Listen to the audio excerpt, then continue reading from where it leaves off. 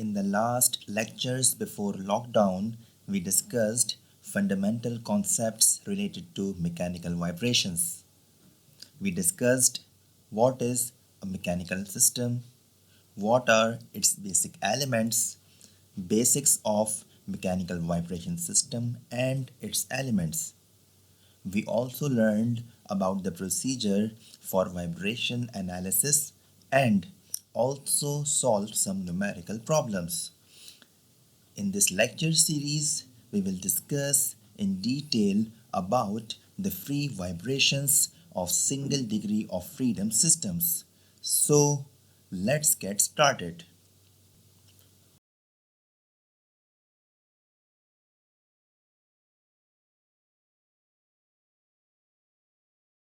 First of all, let's recall the basic concepts from the previous lectures. As we are discussing the topic of free vibrations, therefore it is necessary to understand about it.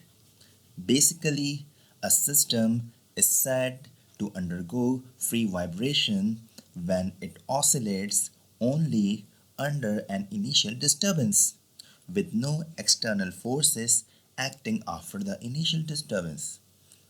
The motion of simple pendulum, the vibration of tuning fork, and the motion of a child on a swing under an initial push represents a few examples of free vibration. Then comes the concept of degrees of freedom in vibrations, or more specifically, mechanical vibrations. Degrees of freedom means the number of independent coordinate variables which are required to fully describe the motion of all parts of the system. So, a spring mass system having oscillation in only x direction or y direction, as shown in figure, is said to have a single degree of freedom. According to the scope of this chapter, we are required to develop equations of motion for a free vibration system. Since it has already been discussed in the previous lectures that in order to analyze a mechanical vibration system, we have the following four steps.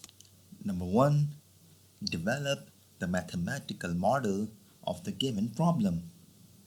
In this step, we express our given problem or given system in terms of the basic elements of mechanical vibration systems. That is, springs or stiffness element, mass or inertial element, and resistance or damping element. Then we have second step, that is formulation or development of equations of motion. In this step, we develop or we convert the mathematical model into some numerical equations so that they can be solved in order to determine the system characteristics. Then we have the third step, which is solving the equations of motion.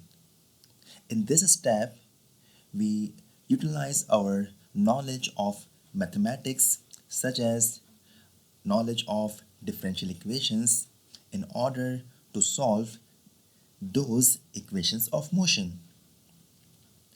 Then we have the fourth and final step, in which we use the results of the solution of these equations of motion in order to determine its roots. These roots specify the characteristics of our given mechanical vibration system. So, before moving towards the formulation or development of equations of motion, we need to understand that a free vibration system having a single degree of freedom has two types. That is, it may be a undamped free vibration system having oscillations in one direction, or it may be a damped vibration system.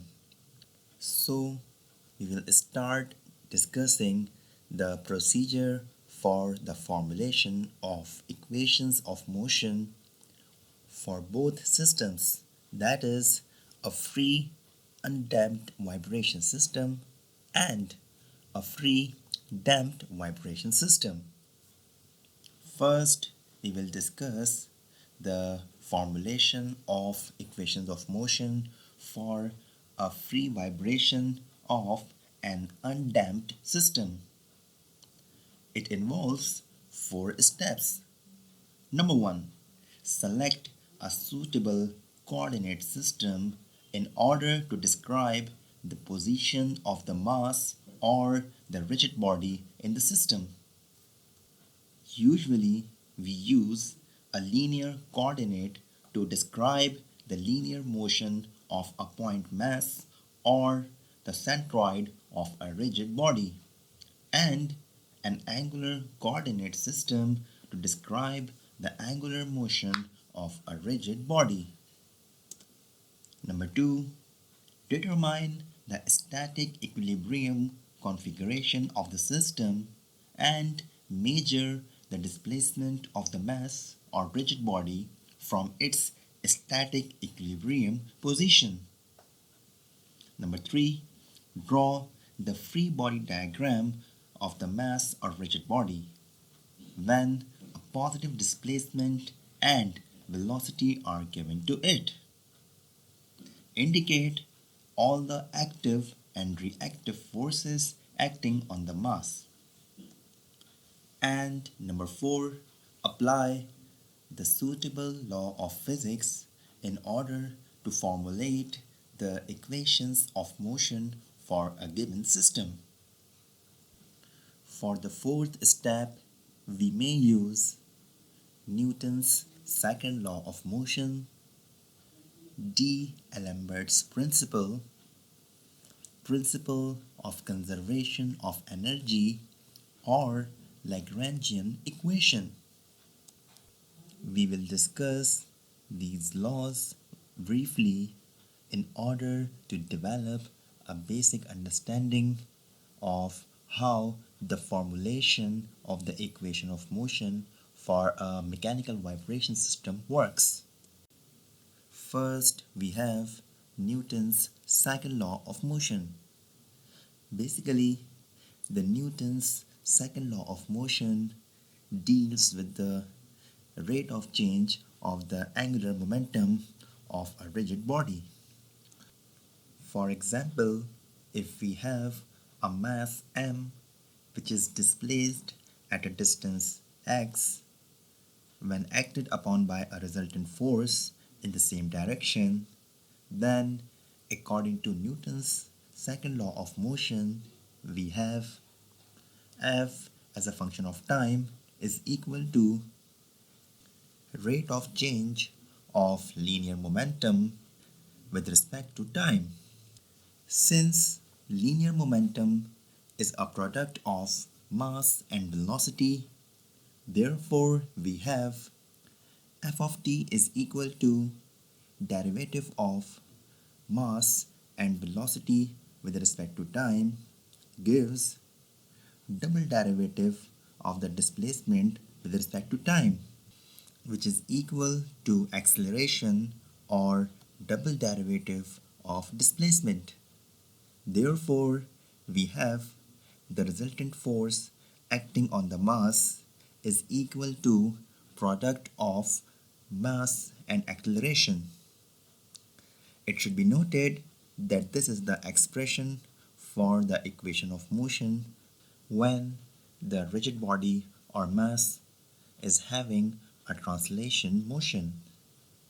Similarly, for a rigid body or mass having a rotational motion, then Newton's second law of motion gives m of t is equal to J into theta double dot, where m is the moment acting on a rotational system as a function of time, J is the polar moment of inertia, and theta double dot is the angular velocity of a system. Now, if this procedure is applied to the undamped single degree of freedom system as shown in figure, then we have the following equation. F of t is equal to minus kx. Since by Newton's second law of motion, f of t is equal to ma or mx double dot, therefore we have mx double dot plus kx is equal to 0. Then we have D'Alembert's principle. This principle treats the product of mass and acceleration, or the product of polar moment of inertia and angular velocity, as a force or as a fictitious force, since the force caused by the inertia of the system is not visible. And when we are dealing with the rigid body mechanics, then the free body diagram of the system only shows the external forces acting on the system. But in actual, the forces or moments caused by the inertia of the system also plays an important role in the static or dynamic equilibrium of the system. Therefore, the D'Alembert's principle is considering the force or moments caused by the mass as a force, and it can be written as follows.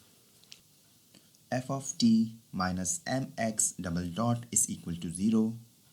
This equation is valid for a system having linear motion. Similarly, when the system have rotational motion, then we have m of t minus j theta double dot is equal to 0. Then we have principle of virtual displacements. The principle of virtual displacements states that if a system that is in equilibrium under the action of a set of forces which is subjected to a virtual displacement, then the total virtual work done by the forces will be 0. For the case of free vibration of a single degree of freedom system, this virtual displacement is taken as an imaginary infinitesimal displacement, that is dava x, at any instant of time. Therefore, we have dava wi is equal to 0. For a single degree of freedom having free undamped vibration, we have the equation of virtual work as follows. Dava ws plus dava wi plus dava wm is equal to 0, where dava ws is the virtual work done by the stiffness element, and dava wi is the virtual work done by the inertial element, and dava wm is the moment produced by this virtual work. If we are considering a single degree of freedom system having free damped vibrations, then the work done or the virtual work done by the viscous damper will be added, such that dava ws plus dava wi plus dava wm plus dava wd is equal to 0. It represents the equation of motion for a single degree of freedom vibration system having free damped vibrations. Then we have principle of conservation of energy, according to which a system is said to be conservative if no energy is lost due to friction or energy dissipating non-elastic members. If no work is done on a conservative system by external forces other than gravity or other potential forces, then the total energy of the system remains constant. Mathematically, it can be represented as follows. T plus U is equal to constant, where T is the total kinetic energy of the system and U is the total potential energy of the system. The derivative of the above equation with respect to time yields the equation of motion, such that d over dt into t plus u is equal to 0. Since the potential and kinetic energies are given, therefore we have mx double dot plus kx is equal to 0.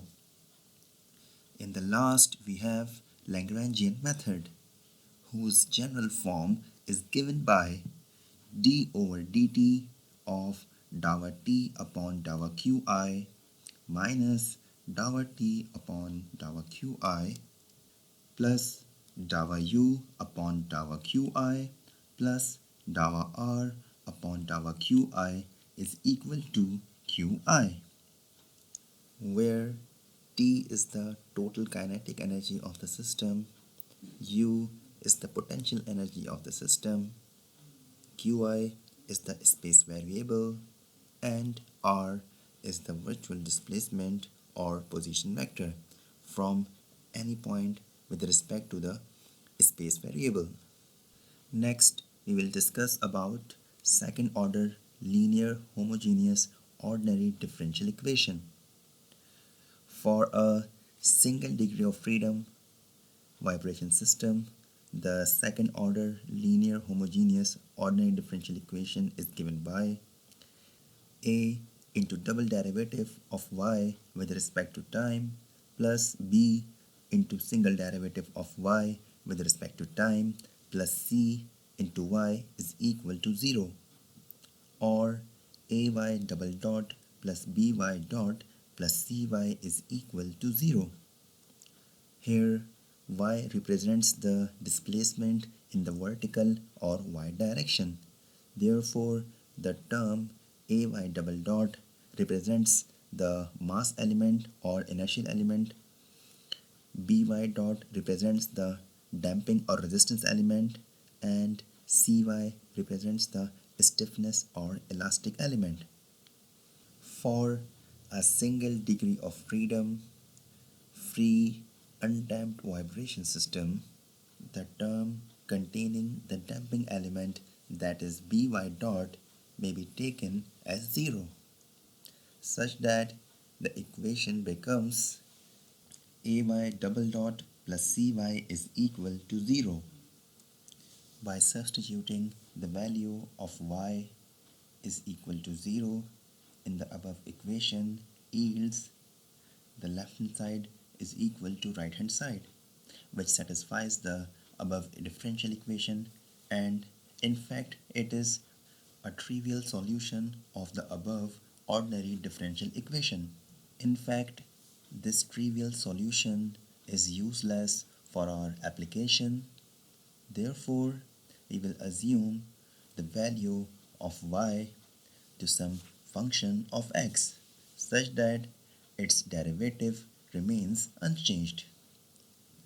It may also be noted that the derivative of the exponential function e raised to the power st remains unchanged. Therefore, we will take the exponential function in place of y, such that y is equal to e raised to the power st. Therefore, the new solution becomes derivative of y is equal to s into e raised to the power st, and y double dot is equal to s squared into e raised to the power st. By substituting the new values of y double dot and y dot in the equation 3, we get as squared into e raised to the power st plus c into e raised to the power st is equal to 0, or e raised to the power st into as square plus c is equal to 0, or as square plus c is equal to 0. The above equation is called the characteristic equation, and it is an algebraic, that is quadratic equation. So in order to find out the solution of this quadratic equation, we need to find out its roots. Therefore, s square is equal to minus c upon a, or s is equal to plus minus under root minus c upon a, or s is equal to plus minus iota into under root c upon a. Also, it can be written as follows: s1 is equal to iota under root c upon a, and s2 is equal to minus iota under root c upon a. Therefore, we have two complex roots or two solutions of the variable y, which is the displacement of mass in the y direction. Therefore, by substituting the values of s1 and s2 in the function of y, that is y is equal to e raised to the power, we get y1 is equal to e s1t is equal to e raised to the power iota under root c upon a t, and y2 is equal to e s2t is equal to e raised to the power minus iota under root c upon a into t. Therefore, the total solution of this second order linear ordinary differential equation is equal to sum of y1 and y2. That is, y is equal to y1 plus y2, or y is equal to y e raised to the power iota under root c upon a into t plus e raised to the power minus iota under root c upon a into t. Finally, we can add some constant coefficients in order to complete our solution. Therefore, the general solution becomes y is equal to c1 e raised to the power s1t plus c2 e raised to the power s2t, where s1 and s2 are the roots of the characteristic equation of the second order linear homogeneous ordinary differential equation, and c1 and c2 can be calculated from the initial conditions. We can also write the above differential equation by replacing a with m and c with k. Therefore, the differential equation becomes mx double dot plus kx is equal to 0, and the characteristic equation becomes ms square plus k is equal to 0. Therefore, the roots of this characteristic equation will be s1 is equal to I under root k upon m, and s2 is equal to minus I under root k upon m. Since under root k upon m is the formula of natural frequency for a spring mass system, therefore the roots become s1 is equal to I omega n, and s2 is equal to minus I omega n. Therefore, the general solution becomes x of t is equal to c1 e raised to the power I omega n t plus c2 into e raised to the power minus I omega n t. As discussed earlier, s1 and s2 are the roots of the characteristic equation, while c1 and c2 depends on the boundary conditions or initial conditions. Therefore, if we are assuming the constant c1 and c2 as the initial displacement and initial velocity, that is x naught and x naught dot, and using the Euler's identity, which is e raised to the power iota theta is equal to cos theta plus iota sine theta. Therefore, the above general solution becomes x of t is equal to x naught cos omega nt plus x naught dot upon omega n into sine omega nt. So this is the response of all single degree of freedom systems having free undamped vibrations and performing translational motion.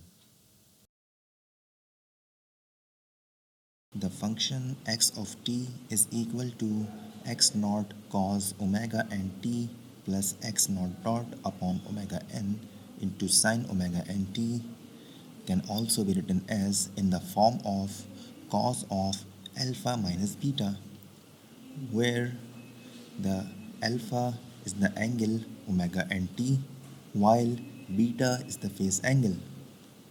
Therefore, the above expression becomes x of t is equal to a cos of omega nt minus phi, where a is the amplitude and it is equal to the under root of the sum of the squares of the displacement and velocity components in the function x of t, while angle phi is equal to tangent inverse x naught dot upon x naught omega n. If we want to express the function x of t with respect to sine of alpha plus beta, then we may simply change the angle, which is the phase angle phi, from phi to phi naught, since there is a phase difference of 90 degrees between the trigonometric functions sine and cos. So this is the response of a single degree of freedom free undamped translation vibration system. The response of a single degree of freedom free undamped torsional vibration system exactly remains the same, but the displacement x is replaced by angular displacement, that is theta, as it is evident from the figure that the graphical response of an undamped vibration system of displacement with respect to time shows a sinusoidal curve. That means the oscillations will hypothetically continue forever since there is no damping element involved. Also, the amplitude of vibration and phase angle depends on the initial condition of the system. Next, we have free damped vibration response of a single degree of freedom system. The equation of motion of such a system is given by mx double dot plus cx dot plus kx is equal to 0, where m is the mass or inertial component multiplied with the acceleration x double dot. C is the damping or resistance element multiplied with the velocity, and K is the stiffness element multiplied with the displacement.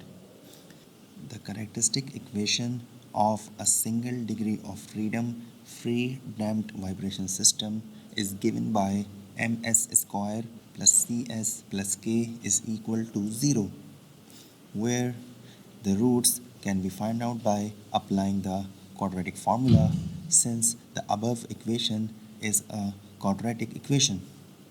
Therefore, we have S1 is equal to minus C plus minus under root C square minus 4mk upon 2m, and S2 is equal to minus C upon 2m plus minus under root C upon 2m whole square minus k upon m. So from the second root of the characteristic equation, which is S2, if we take the term C upon 2m whole square minus k upon m, then a new constant is obtained, which is called critical damping constant, denoted by Cc, and it is equal to Cc is equal to 2 times under root m into k, or Cc is equal to 2m omega n. Since it is clear that the critical damping constant depends only upon the mass and stiffness element of the vibratory system. Critical damping constant basically shows the value of damping constant for which the radical sign in the root vanishes or becomes 0. Then we have damping ratio, which is denoted by zeta. Damping ratio is defined as the ratio of actual damping constant and critical damping constant. That is, zeta is equal to C upon Cc. It can also be written as follows. Zeta is equal to C upon 2m omega n. In this step, we substituted the value of critical damping constant in the denominator. Also, the roots of the characteristic equation can be expressed in terms of the damping ratio. That is, S1, 2 is equal to minus zeta plus minus under root zeta square minus 1 into omega n.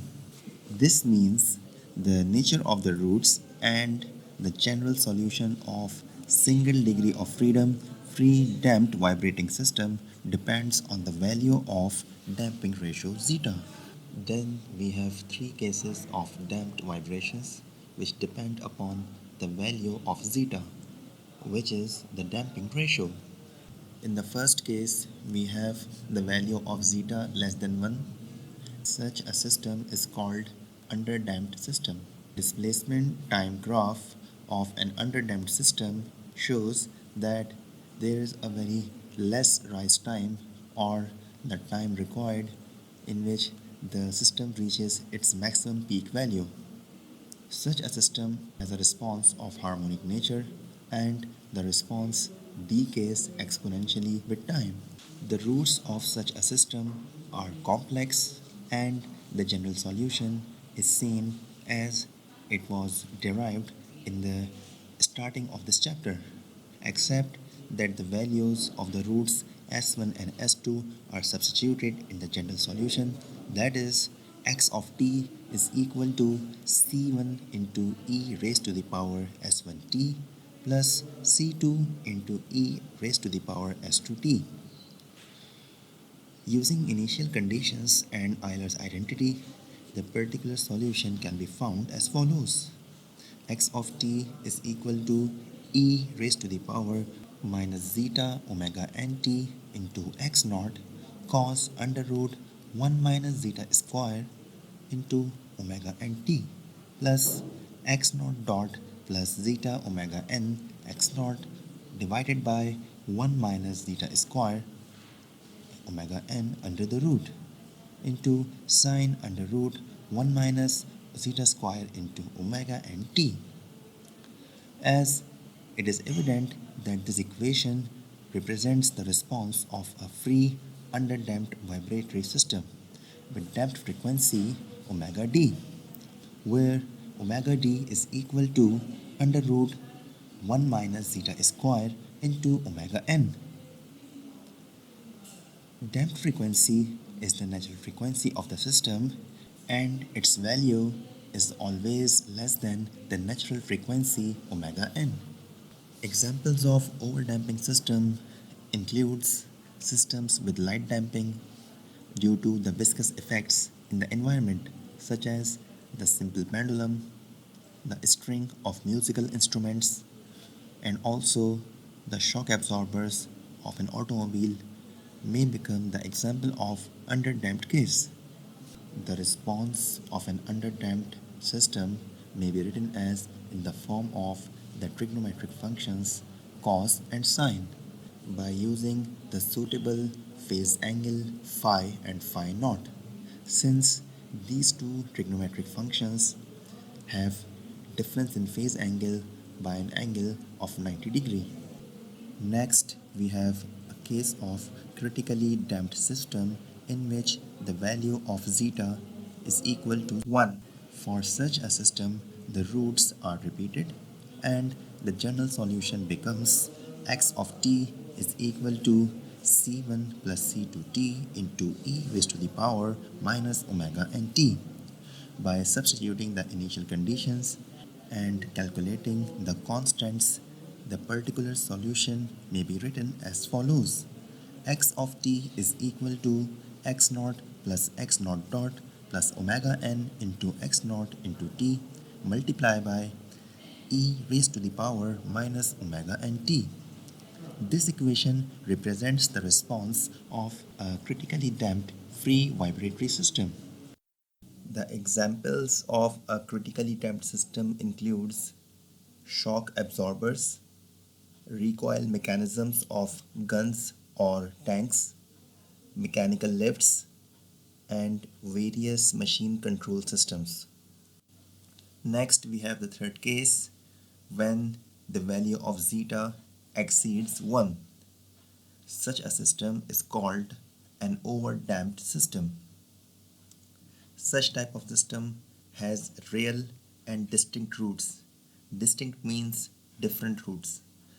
It should also be noted that for a stable behavior of an overdamped system, both roots must be less than 0. Or in other words, a stable overdamped system must have its both roots in negative form. The general solution of an overdamped system is stated here and highlighted in the red box.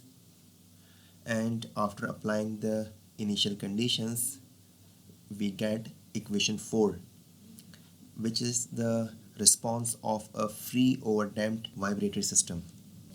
The time displacement curve, or you can say the time amplitude curve of an overdamped system, shows that this type of system has a non-oscillating response, which means such type of systems reach their maximum or peak amplitude in the shortest possible time, but the decaying of response, or you can say the system approaches to zero amplitude, takes more time than a critically damped system.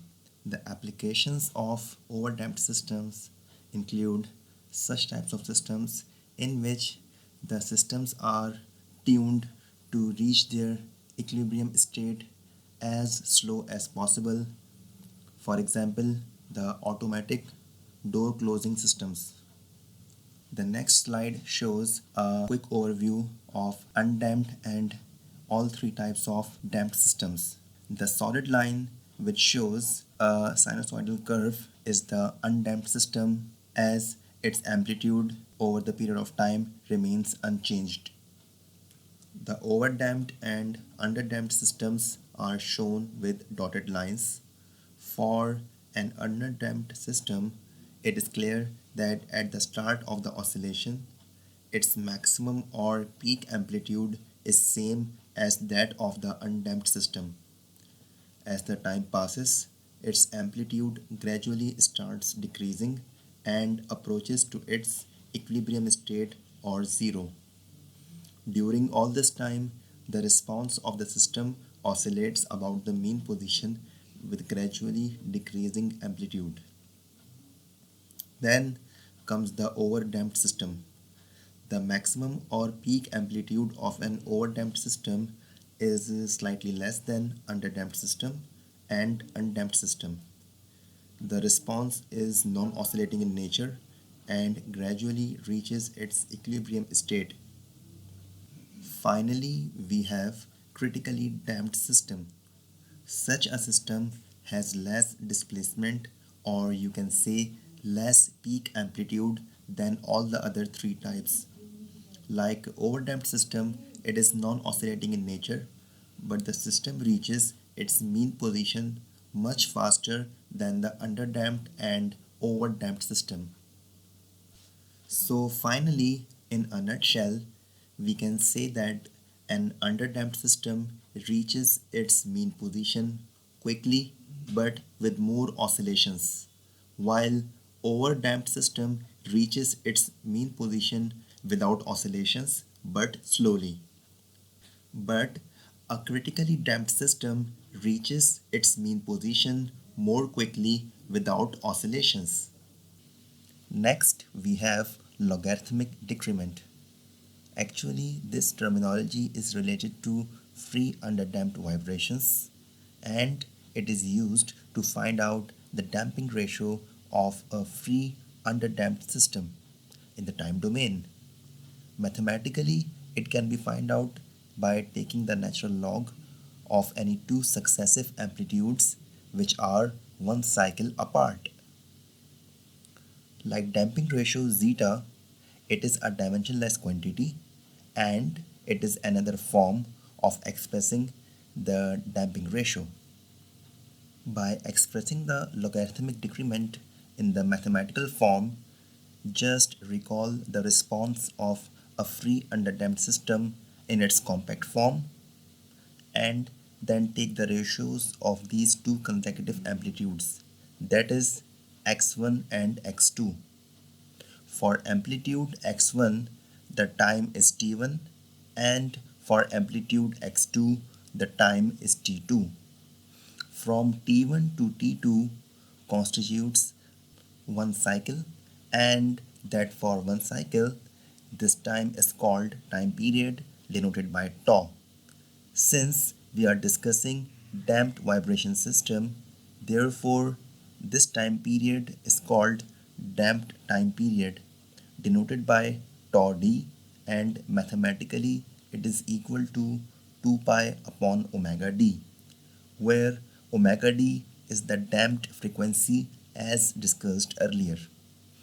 So after substituting the values in the ratio x1 upon x2 and applying trigonometric relation, we move to the final form, which is x1 upon x2 is equal to e raised to the power zeta omega n tau d. By taking the natural log of above equation, we get dava is equal to 2 pi zeta divided by under root 1 minus zeta square. From this result, it is clear that the value of damping ratio zeta can be found out by substituting the values of the successive amplitudes. The successive amplitudes can be measured experimentally using vibration sensors.